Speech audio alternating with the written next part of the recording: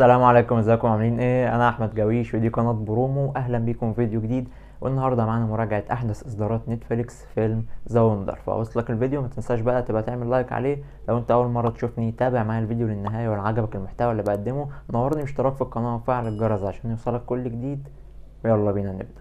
بتدور أحداث الفيلم في عام 1862 عندما تسافر ممرضة من إنجلترا إلى قرية أيرلندية نائية للتحقق من شكوك حول فتاة صغيرة متوقفة عن الأكل منذ شهور وتعيش بصحة جيدة. والفيلم من بطولة فلورنس بيو، كايلا كاسيدي، وإخراج سباستيان ليليو. والفيلم مستوحى من رواية بتحمل نفس الاسم. الفيلم بيقدم لنا قصة مثيرة وبيطرح من خلالها العديد من الأفكار المهمة، زي فكرة مثلا ان الانسان ازاي بيبعد العلم عن الدين ومش مقتنع ان الاتنين هما جزء واحد. يعني بنشوف من خلال الفيلم ان في لجنة موجودة في القرية الايرلندية. اللجنة دي متخصصة في الموقف اللي احنا موجودين فيه، لان احنا عندنا بنت ما كلتش من شهور وما زالت عايشة على قيد الحياة ومفيش اي مشاكل بتحصل لها، ودي طبعا ظاهرة تستحق الدراسة، واللجنة دي متشكلة من اجل دراسة الموضوع ده. ونشوف بعد كده ان اللجنة دي بتستعين بممرضة وبراهبة لمحاولة دراسة حالة الفتاة دي والوصول اللغز اللي في الموضوع ان ازاي ان هي عايشه. ومن خلال رحلتنا مع الفيلم بنشوف ان اللجنه دي بيوصل لها اجابات، ولكن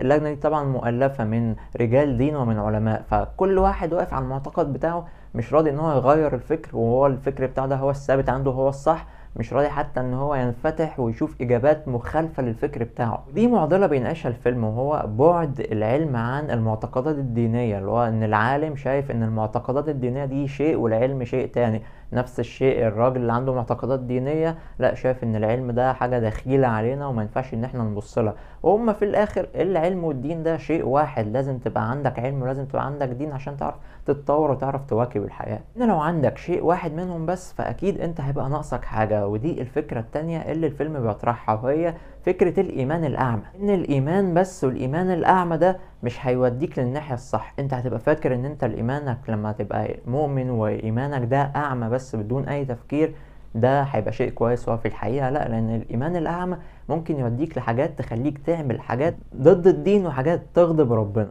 طريقة سرد القصة في الفيلم كانت حلوة، هي واخدة طابع السلو بيرن شوية اللي ممكن الناس تعاني معاه وتلاقي ان الفيلم ممل، ولكن الفيلم قدر ان هو يعمل بناء للعالم بتاعه ويقدم سرد للقصة طريقة كويسة. نجح الفيلم من خلالها ان هو يجذب انتباهي ليه وان انا ابقى قاعد مركز معاه، لان في اسئلة كتيرة من خلال احداث الفيلم انت بتبقى مستني الاجابات بتاعتها. فطريقة سرد القصة كانت مشوقة، ما تخليك انت قاعد مستني معاها، انت عايز تعرف الاجابات على الاسئلة اللي موجودة عندك.